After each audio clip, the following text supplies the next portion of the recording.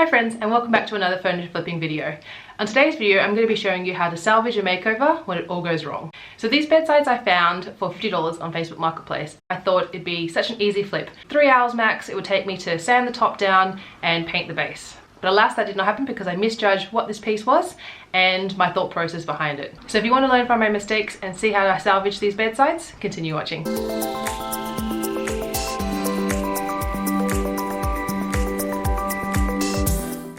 I bought these bedsides thinking they were solid timber, and so I got to work sanding the top down with an 80 grit sandpaper, and because of this I ended up going too hard onto the timber surface and it actually revealed a veneer top.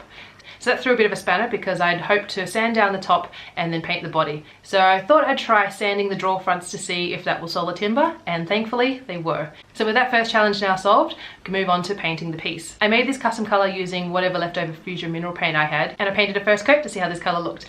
Now seeing this custom color that I've made, I absolutely hate it and I just don't think it will sell, and I'm just not really happy with the color. So feeling a bit deflated at this point, and I'm just gonna leave it alone and just come back to it when I'm feeling a bit more inspired and ready.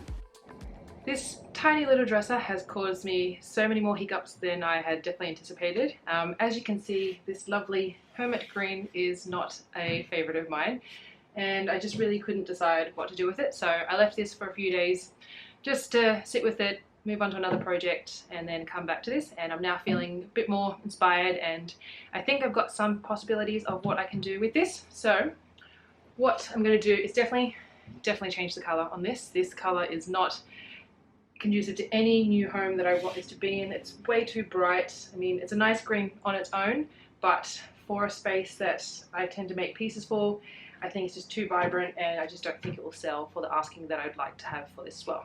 So what I love to do is when I'm deciding on colors, either for my own pieces, for flips, and for my clients, I always have painted swatches.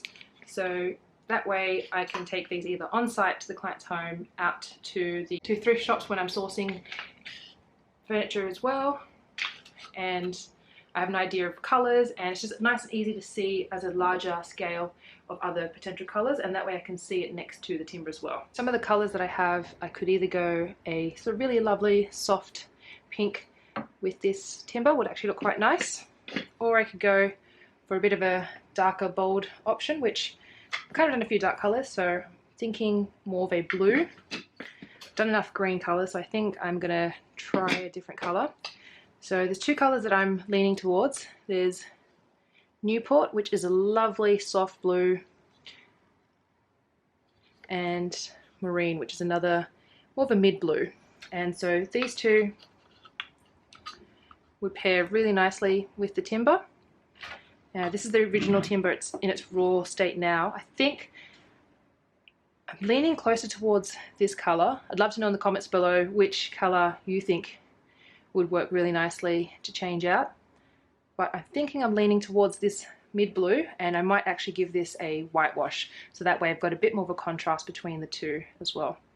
So I think Marine is the winner, and we're going to start painting this piece in this color. First thing I'm going to do is actually whitewash the drawers. So I'm just going to take these out.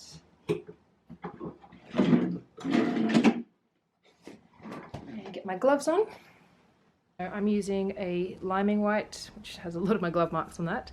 So I'm going to use this liming white that's an oil base. And because this is such a small surface, I'm not going to bother about putting on a primer to condition the timber.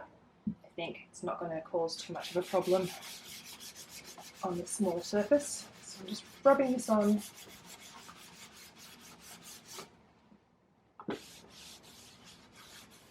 And then with the cloth just wiping away the excess. So I like to just work in smaller sections so that way it doesn't dry out too quickly, and you know that you're getting all the spots that you need to. So it's like when you're sanding, you just work section by section. I definitely would recommend doing this in a ventilated area because the oil does have a strong smell, or at least if you're indoors, opening your windows as well. And you don't always have to use an oil base, but I prefer using an oil. I just find the depth and richness of the stain a lot nicer. And I think over time you just develop products that you love working with, and this particular brand, P.S. Watson, is just a product that I love working with. And that's the first one. So you can see there's quite a big difference between the two tones. This one has a really nice softness to it. This one's just a little bit warmer, has a bit more brown. And then compared to what the color would be, so this is in the soft blue and that would be in the darker blue. So you can see that this now really pops out a lot more with this. Definitely the light wood as well, but I think I definitely am wanting a bit more depth, so I'm going to go for that mid blue.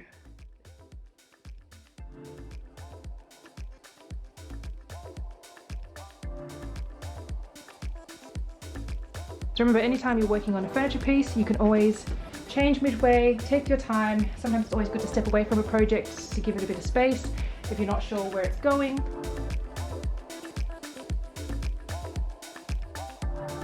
So this is it after the first coat. This has covered up a lot of that awful Kermit green like we had before.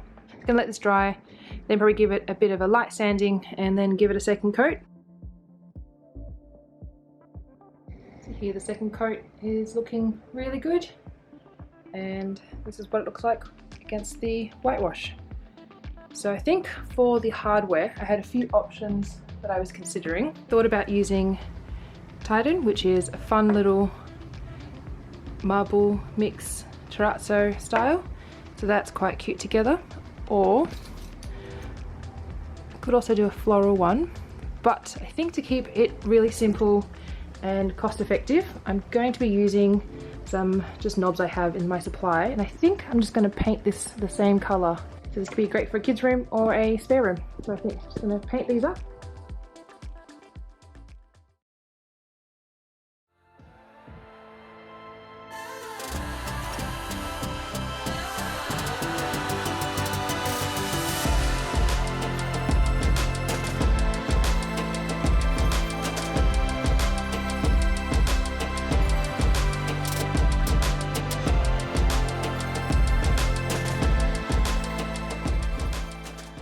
What do you think of this makeover? I think it turned out pretty alright in the end. So happy, I persevered and just gave it a bit of time. These bedsides became a lovely little coastal piece, and I ended up listing this piece on Facebook Marketplace for $250, and it sold for that asking. I hope you enjoyed this video and can take away some of the mistakes I made so you don't have to make them. So thanks for watching and see you next time.